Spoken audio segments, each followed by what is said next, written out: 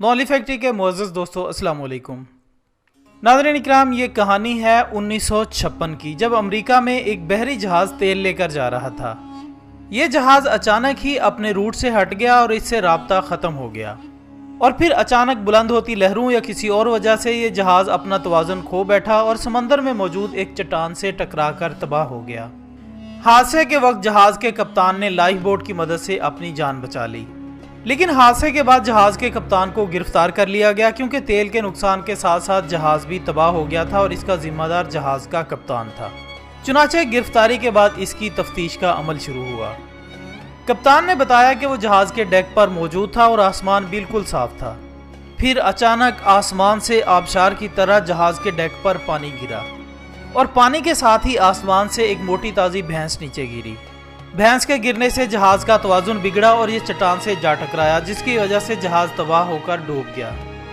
दोस्तों, ये एक अजीब किस्म की स्टोरी ये जवाब था और कोई भी नॉर्मल शख्स इस स्टोरी पर यकीन करने के लिए तैयार नहीं था।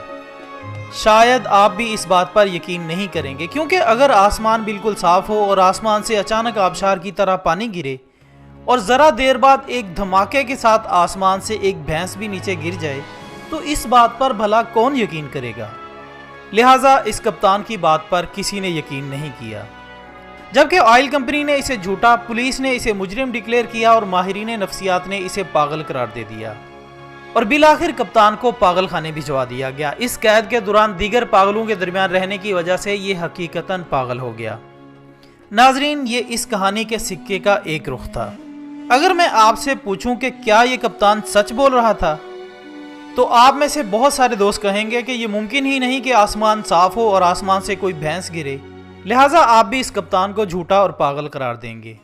लेकिन दोस्तों, आइए हम आपको बताते हैं इस कहानी का दूसरा रुख, जिसे सुनने के बाद आखिर में आपको ये कप्तान दुनिया का मजलूम तरीन शख्स दिखाई देगा। नाजरीन, इस वाक़े के 25 साल बाद एयरफोर्स के एक रिटायर्ड अफसर ने अपनी याददाश्तों पर मबनी एक किताब लिखी। इस किताब में इसने इंकिशाफ किया कि 1956 में एक पहाड़ी जंगल में आग लग गई थी और इसे आग बुझाने का टास्क दिया गया था। इसने एक हवाई जहाज के साथ पानी का एक बहुत बड़ा टैंक बांधा।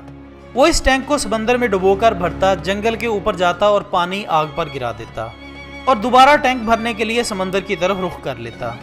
इसी तरह वो एक बार पानी का टैंक लेकर जा रहा था कि इसे अचानक टैंक के अंदर उछल कूद महसूस हुई।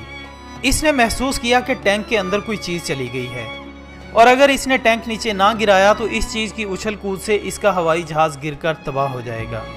लिहाजा इसने फौरन ही पानी वाले टैंक का बटन दबाकर खोल दिया। टैंक से पानी आबशार की मानिंद नीचे गिरा और इसके साथ ही मोटी ताज़ी भैंस भी नीचे की तरफ गिर गई। इसने मजीद अपनी किताब में लिखा कि ये पानी और भैंस नीचे एक बहरी जहाज के डेक पर जा गिरी। ख़वातीन हज़रात, अब आप कहानी के इस पहलू को पहले एंगल से जोड़कर देखिए, आपको सारा मंजरनामा तब्दील होता दिखाई देगा।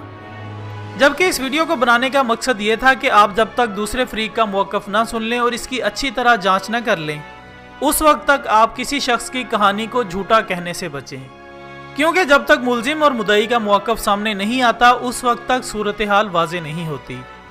लिहाजा अगर आपको हमारी आज की ये सबक अमोज़ काविश अच्छी लगी हो और आप चाहते हैं कि हम मुस्तक़बिल में भी इस तरह की वीडियोज़ लाते रहें, तो कमेंट्स बॉक्स में अपनी कीमती राय ज़रूर दीजिएगा। हमारी अगली वीडियो आने तक अपना, दोस्तों, रिश्तेदारों और गिरदोनवाह के तमाम लोगों का बहुत ख्याल रखिएगा। अल्लाह हाफिज़।